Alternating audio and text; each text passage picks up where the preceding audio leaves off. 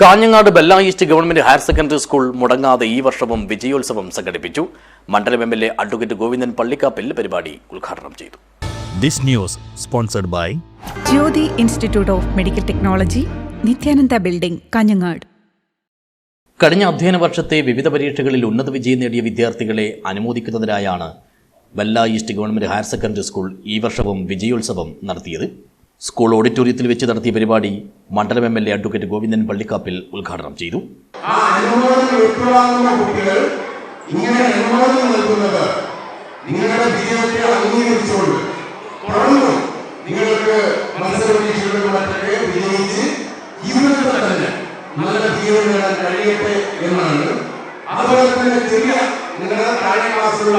കുട്ടികളോട് പറയാനുള്ളത്, ഇപ്പോഴൊരു അനുവാദം ഏറ്റുവാങ്ങുന്ന കുട്ടികൾ അനുവാദം ഏറ്റുവാങ്ങുന്നത് പോലെ നിങ്ങൾ അവരുടെ നിലവാരത്തിലേക്ക് പഠിച്ചവർക്ക് ആ നിലയിൽ അനുവാദവും സേവാദരമൊക്കെ ഏറ്റുവാങ്ങാൻ കഴിയണം എന്നുള്ളതാണ് അതുമായി ബന്ധപ്പെട്ട് പറയാനുള്ളത്.